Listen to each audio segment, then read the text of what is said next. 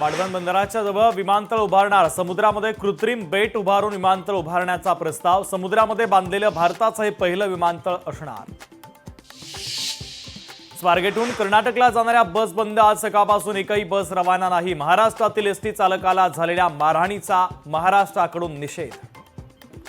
पुण्यामध्ये कर्नाटकच्या बसला काळं फासलं। कर्नाटकमध्ये मराठी ड्रायव्हरला झालेल्या मारहाणीचा निषेध। पुण्यातील स्वारगेटमध्ये शिवभक्तांचं आंदोलन।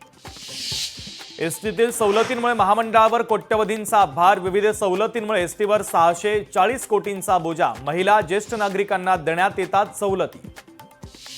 लाडकी बहीण योजनेमुळे राज्याच्या तिजोरीमध्ये ठणठणाट। सर्व निधी योजनेकडे वळवल्यामुळे खिसा रिकामा। 17 लाख सरकारी कर्मचाऱ्यांचा महागाई भत्ता रखडला। महाकुंभात आठवड्याच्या शेवटी भाविकांची गर्दी। आज प्रयागराजमध्ये वाहतूक कोंडी तर 25 किलोमीटर लांब वाहतूक कोंडी। कुंभमेळ्यात आतापर्यंत 60 कोटी भाविकांचं स्नान। मौनी अमावस्येला सर्वाधिक 8 कोटी भाविकांचं स्नान। मकर संक्रांतीला 3,50,00,000 भाविकांचं स्नान। आज रेल्वेच्या तिन्ही मार्गावर मेगा ब्लॉक। मध्य रेल्वेच्या ठाणे ते कल्याण दरम्यान ब्लॉक तर हार्बर मार्गावर ठाणे ते वाशी नेरूळ दरम्यान ब्लॉक तर पश्चिम रेल्वे मार्गावर सांताक्रूज ते गोरेगावच्या दरम्यान ब्लॉक।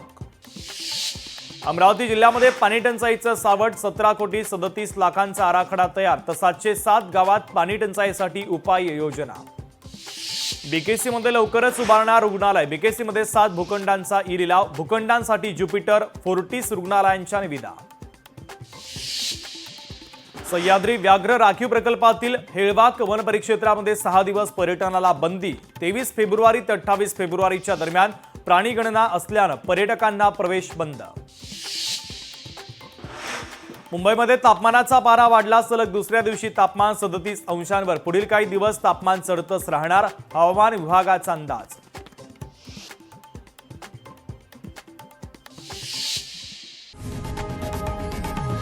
लोकशाही मराठी ऐका, पहा, जागरूक रहा।